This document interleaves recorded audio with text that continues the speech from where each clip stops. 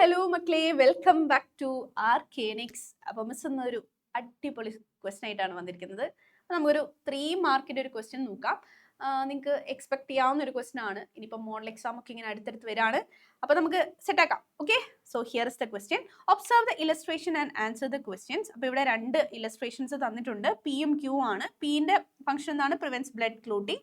And Q എന്ന് പറയുന്നത് destroys parasites. അപ്പോൾ പഠിച്ചവർക്കൊക്കെ മനസ്സിലായിട്ടുണ്ടാവും ഇവർ ആരാണെന്നുള്ളത്.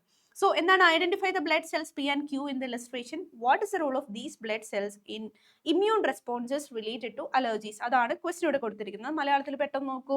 ചിത്രീകരണത്തിലെ പി, ക്യൂ എന്നീ രക്തകോശങ്ങളെ തിരിച്ചറിയുക. അലർജിയുമായി ബന്ധപ്പെട്ട രോഗപ്രതിരോധ പ്രവർത്തനങ്ങളിൽ ഈ രക്തകോശങ്ങളുടെ പങ്കെന്ത്? ആരാണ് മക്കളെ ഈ രക്തകോശങ്ങൾ? Yes, that is basophil and eosinophil ആണ്. ഓക്കെ, നമ്മുടെ WBCന്റെ ടൈപ്പ് ആണ്. നിങ്ങൾക്ക് അത് കണ്ടിട്ട് മനസ്സിലായെന്ന് മിസ് വിചാരിക്കുന്നു. WBCസിന്റെ ടൈപ്സും പിക്ചേഴ്സും ഒന്ന് പഠിച്ചിരുന്നോളാ, നിങ്ങൾക്ക് ക്വസ്റ്റ്യൻ എക്സ്പെക്ട് ചെയ്യാം. അപ്പം ഇവരുടെ ഫംഗ്ഷൻ എന്താണ്? പി എന്ത് ചെയ്യുന്നു? Produces histamine which causes inflammation during allergy. അതായത് ഇൻഫ്ലമേഷൻ പ്രോസസ്സിൽ ആ ഒരു ഹിസ്റ്റമിനെ പ്രൊഡ്യൂസ് ചെയ്യുന്ന ആളാണ് നമ്മുടെ ബേസോഫിൽ എന്ന് പറയുന്നത്.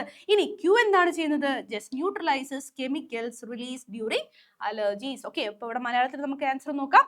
അലർജി ഉണ്ടാകുമ്പോൾ വീക്കത്തിന് കാരണമാവുന്ന ഹിസ്റ്റമിനെ ഉൽപ്പാദിപ്പിക്കുന്ന ആളാണ് നമ്മുടെ ബേസോഫിൽ.